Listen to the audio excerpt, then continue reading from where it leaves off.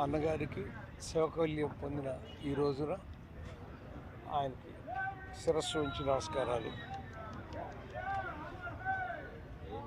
మన దేశం చిత్రంతో ఒక మాట అన్నాడు ఆయన, దాంట్లో ఎంత వాడినయ్యానని.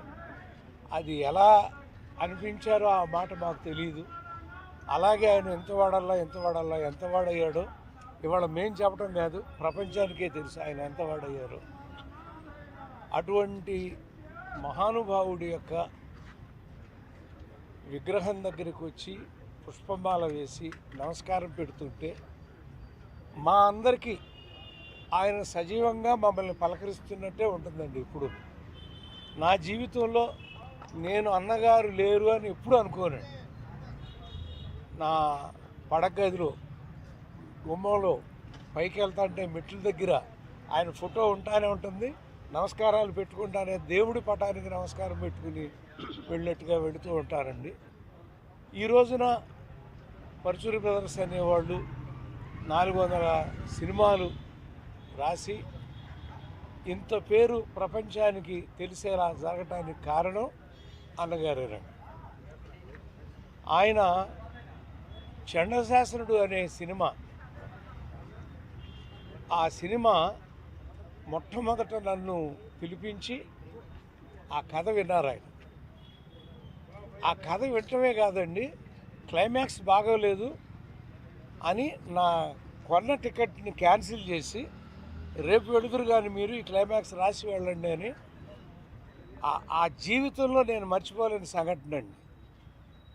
అక్కడ వారు పక్కన సీట్ పక్కన ఒక చిన్న ఇలా ఉండేది, ఒక దివాణంలాగా. మీకు పడుకుని రాయటం అలవాటు అంటే కదా, రావు గోపాలరావు గారు చెప్పారు, మేము బయట కూర్చుంటాం, మీరు దీని మీద పడుకుని రాయండి అని. ఆ మహానుభావుడు బయట కూర్చుని నన్ను లోపల ఆ క్లైమాక్స్ రాయించారు చండశాసనుడు. నేను జీవితంలో సినిమా రచయితను అవ్వగలను అని ఆయన ఆ రోజున అన్న మాట ఎందుకన్నారో తెలియదు. మీరు ఇండస్ట్రీని ఏళ్తారు అన్నాడు. అది అసలు అర్థం కాని అయోమయం. మొదటి సినిమా రాస్తున్నాం, మమ్మల్ని ఎంత మాట అన్నారేంటని. మరి 400 సినిమాలు రాయగలిగామంటే ఆ దైవం యొక్క ఆశీస్సులే. ఎందుకంటే నేనేనాడు ఆ రోజుల్లో దేవుడికి దండం పెట్టేవాడిని కాదండి. ఆయనే మా దైవం, ఆయనకే దండం పెట్టుకునేవాడిని ఎప్పుడు.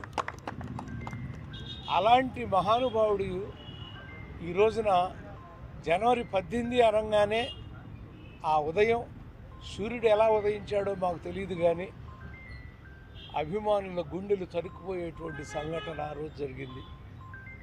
మరి అయినా సజీవంగా ఆ మహానుభావుడు మా అందరి మధ్య ఉన్నాడు, ఉంటారు.